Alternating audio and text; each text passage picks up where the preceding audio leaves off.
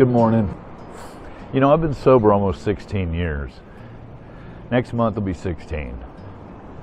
And so I have no idea the cost of alcohol anymore. I don't know what it would cost to walk into a bar and order a drink, but I do know some of the costs of me walking into a bar and ordering a drink.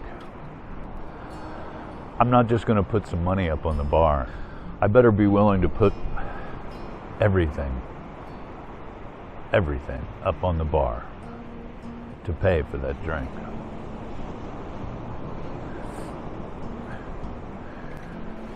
Relapse. I feel like I need to talk a little bit about relapse. It's one of those things that it's hard to talk about for a lot of people. And I could go on and on about relapse because I have quite a bit of experience with it. It's unfortunate, but I do have a lot of experience with relapse. It's been almost 16 years since I relapsed. But before that, I was chronically relapsing. I was one of those that just could not take step one 100%. When you don't take step one 100%, you're kind of doomed as far as a 12-step program goes for recovery. Step one is the only step that you've got to take it 100%. Otherwise, the rest of the steps aren't going to help you at all. Anyway, so I have experience on that side of relapse, the side where I know what it feels like to relapse.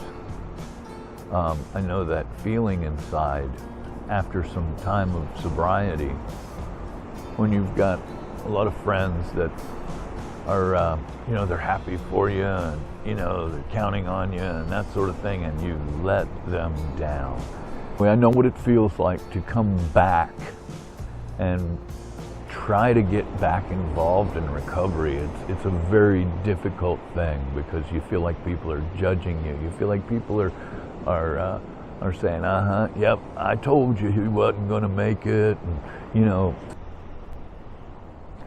But when I watch friends, loved ones, people I care about, when I see them relapse, I'm not judging them. I'm not saying, see, I told you that was going to happen. I don't look at them in a hateful way at all.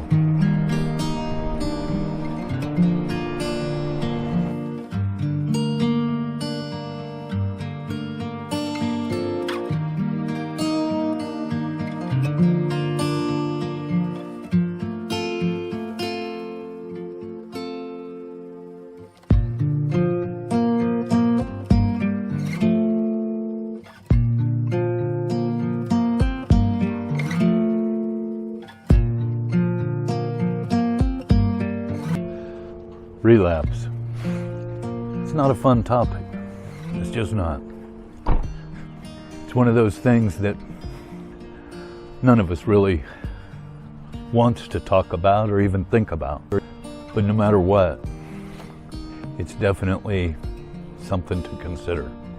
I've experienced relapse in different ways. I've been on both sides of relapse. Neither one of them is comfortable. I've been sober for 16 years, but I went years, about 15 years, of being in and out of recovery. Not much sobriety at all at the time. And what little bit of sobriety that I could put together was precarious at best. I've noticed some people relapsing lately. And it bothers me. I don't want to see people relapse. And the funny thing is when somebody in the program relapses, it's not like I get angry about it. It's disappointing, it's upsetting, especially if they spend any time out there in relapse, destroying their life. That's a real issue. So I guess what I want to address, I could make one heck of a long video with the topic of relapse. You've probably heard relapse is a part of recovery. I can't go that far as to say that. Relapse is not necessarily a part of recovery, but relapse is always a possibility. Relapse is a reality. The miracle is when someone stays sober. And let's not forget that it is a miracle when someone stays sober. Once I completely made the decision to get and stay sober, I stopped relapsing. Now, I can't say that this is true for everyone, but once all the reservations were gone, there was no more relapse. Now, when it comes to like relapse prevention, for me that means that I'm staying sober by way of fear of relapse, and I don't know if that's entirely true either. I think that rather than trying to not do something, and I've said this before, but rather than trying not to do something, I like to do something. I like to be proactive about my recovery, proactive about being sober, not avoiding things, but doing things, surrounding myself with things that bring on sobriety, things that ensure my sobriety. If you've relapsed, it's not the end of the world. I'm here to tell you that if you've relapsed, absorb the pain of it and get your ass back into recovery right away. I know what it's like to relapse. I know what it's like to lie to people. No, I haven't been drinking. What do you mean? Anybody that has relapsed, it's pretty obvious when you do. And then you throw the dishonesty in there with it, and now people are looking at you like, oh, okay, this isn't just a slip. This is an all-out relapse without the desire to get sober again.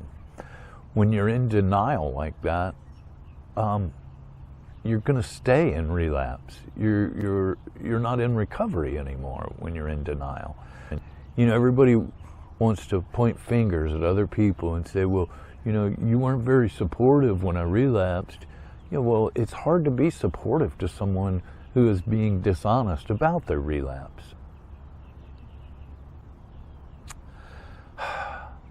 Anybody that wants to get and stay sober, I'm a big supporter of that.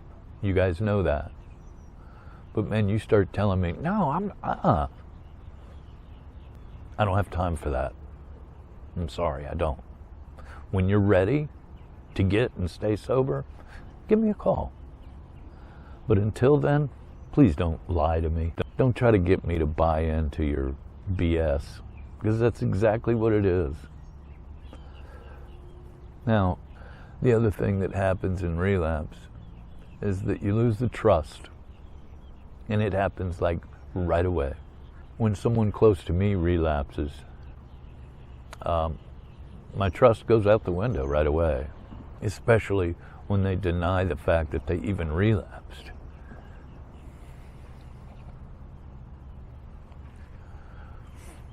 How can you trust someone who's still lying to you? Now, as far as being proactive about your recovery rather than preventing relapse, I like to look at it like a number line. You remember the number lines in school where you had the 0 in the center and the line with 1, 2, 3, 4, so on? positive numbers to the right and negative numbers to the left. In that number line, I wake up at dead zero every morning. When I wake up in the morning, stone cold sober, I begin by doing something that gets me into recovery right away. Something that brings me toward that positive side on the number line. And I keep watch on any of the things that are taking place in my life that bring me in the negative direction on that number line. You know, I wake up and right away I thank God. Thank you for waking me up sober. That's a +1 right there. You know? That's so important. I wake up and then I go to the beach. +2. I do something positive. I send a good morning text to a sponsee or a sponsor. I do something that's leading me into recovery rather than something that's leading me to a drink. And so there's one way of being proactive about my recovery. If you're in that spot where you've relapsed and now you're just watching YouTube videos about what should I do now that I've relapsed, call somebody. Call somebody and just be dead honest with them. You know, if I got a call from a friend of mine who'd been sober for who cares how long, he calls me and says, Earl, I need your help, man. I took a drink last night and I don't want it to continue. You know what? I am there for you. That's the way this thing works. You ask for help and we give it to you. We're there for you. We're there to help hold you accountable for your actions and love you while you can't love yourself. Relapse is a very difficult situation. And the one thing that I can do to prevent it is to stay on the positive side of that number line. You know, it takes effort to stay in recovery. It's really not that much effort, but it is some. You know, maybe some of you have heard me say this, but I relate it to roller skating uphill. There's no way you can coast. It's going to take some effort. Not a lot of effort to roller skate uphill, but it's going to take some effort. And as soon as you stop putting in that effort, you start rolling downhill. And we don't want to roll downhill. Come on. Sobriety has given me a life. And it's a life that's like something I had never ever dreamed could be possible. And so I want to do everything I can to keep that. Relapse is always a possibility, but it never has to be a part of your story. If you'll just stay on the positive side on that number line, keep roller skating uphill, give it all you can. As soon as you stop, you start going the other direction. I want permanent sobriety for everyone watching this video right now. Now, if you don't know the value of sobriety, of recovery, then this is probably the first video of mine that you've seen, because I talk about that a lot. I talk about serenity and gratitude and, you know, all of the promises that are in the big book about the 9th step. There are many, many promises. And they all tend to come true. As long as I stay sober, I can be happy, joyous, and free. And that's what I want for every single one of you. To be happy, joyous, and free. You guys keep on your skates. Keep skating up the hill. And I'll see you on the next video.